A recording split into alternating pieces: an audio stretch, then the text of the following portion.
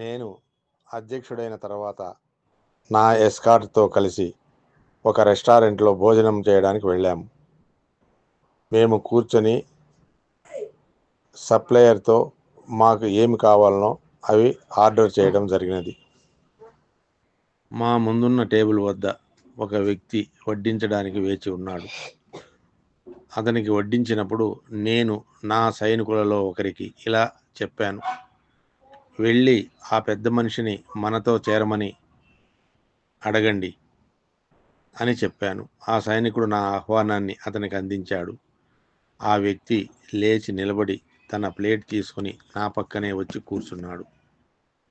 అతను తింటున్నప్పుడు అతని చేతులు నిరంతరం వణుకుతున్నాయి మరియు అతను భోజనం నుండి తల ఎత్తకుండానే భోంచేస్తున్నాడు. మేము ముగించిన తర్వాత అతను నా వైపు చూడకుండానే వీడ్కోలు చెప్పాడు.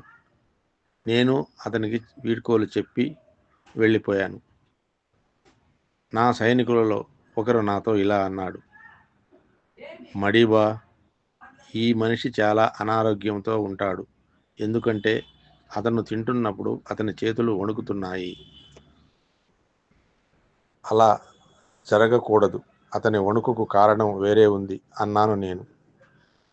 అప్పుడు నేను అతనితో ఇలా చెప్పాను, నేను ఉంచబడిన జైలు డైరెక్టర్ ఈ వ్యక్తి. నన్ను హింసించిన తర్వాత నేను అరచి ఏడ్చి నీళ్లు కావాలని అడిగాను.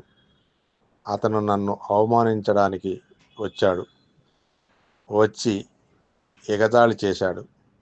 నాకు నీళ్లు ఇవ్వడానికి బదులుగా నా తలపై మూత్ర విసర్జన చేశాడు. అతను అనారోగ్యంతో లేడు. ఇప్పుడు దక్షిణాఫ్రికా అధ్యక్షుడిని అయిన నేను అతన్ని జైలుకు పంపి అతను నాకు చేసినట్లు అతనికి చేస్తానని భయపడుతున్నాడు. కానీ నేను అలా కాదు. అలాంటి ప్రవర్తన నా వ్యక్తిత్వంలో లేదు. నా నైతికతలో భాగంగా కూడా కాదు. ప్రతీకారం కోరుకునే ఆత్మలు దేశాలను నాశనం చేస్తాయి. అయితే సయోధ్య కోరుకునేవారు వాటిని నిర్మిస్తారు.